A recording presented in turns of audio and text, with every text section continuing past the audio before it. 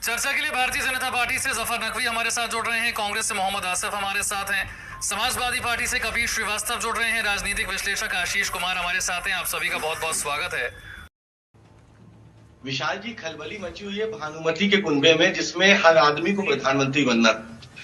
खलबली मची तमाम उन लोगों पे जो बहुत यकीन के साथ बोल रहे थे कि इस बार प्रधानमंत्री नरेंद्र मोदी जी को सत्ता से हटा देंगे।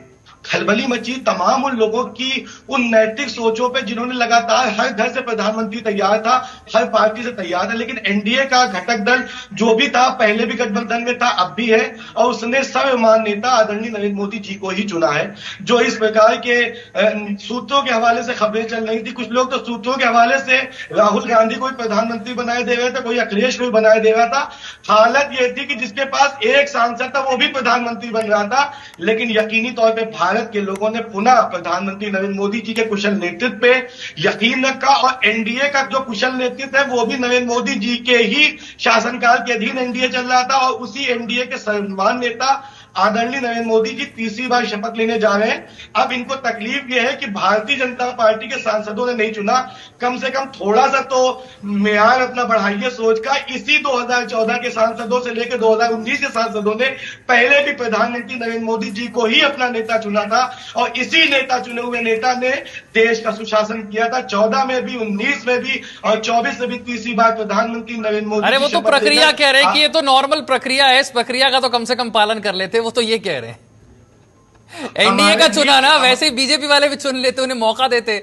जयराम रमेश कह रहे हैं कि इंटरनल जो है वो काफी दिक्कतें आ रही है, पार्टी में बहुत नाराज हैं, और इसी नाराजगी से बचने के लिए आपने बाईपास कर दिया, सीधा ही एनडीए का नेता चुन दिया। भारतीय जनता पार्टी या एनडीए में कुछ बाईपास नहीं होता है। हम अनुशासन वाली पार्टी है। सब चीजें आपस में पहले से प्री डिसाइडेड होती हैं। What we are going to do and what we have to do. अरे वो तो पूछ रहे हैं कि मीटिंग कब हुई, आपने कब तय किया, नेता यही तो पूछ रहे हैं, वो किसी को पता ही नहीं चला। हमारे बीच आत्ममंथन हो जाते हैं। हम लोग को चिल्लाने के लिए जरूरत नहीं पड़ती, लेकिन जो लोगों को भानुमति के कुनबे को तकलीफ थी कि नायडू जी अलग चले जाएंगे, नीतीश जी अलग चले जाएंगे, ये उनको आश्वासन देने के लिए है कि भैया आंखें खोल के देख लो और कानों से सुन लो, मोदी ही बनेगा। ठीक है, कपीश श्रीवास्तव के आस में प्रक्रिया संवैधानिक है। विशाल जी, हमारे भाजपा के तमाम सांसदों के बीच म्यूचुअल अंडरस्टैंडिंग के साथ ये सर्वमान्य है कि हमारे नेता आदरणीय नरेंद्र मोदी जी ही हैं, और साथ ही साथ मैंने ये तमाम आपको अभी इससे पहले भी बताया कि जिन लोगों के ये परेशानी थी कि आखिर ये घटक दल ऐसा ना हो कि साथ में अलग हो जाएंगे, चले जाएंगे, उनके लिए हमारे लिए एक ऑफिशियल एक वीडियो डिस्क्लोजर था कि भैया आंख और कान दोनों का इस्तेमाल करके इस बार देख लेना।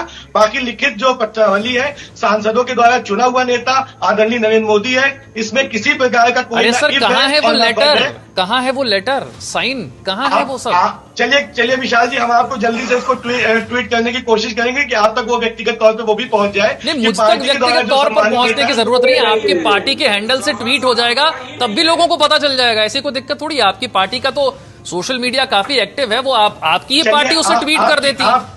आपकी बात मैं पार्टी तक पहुंचा दूंगा। बतौर मीडिया कपीश जी कुछ कहना चाह रहे हैं, छोटी सी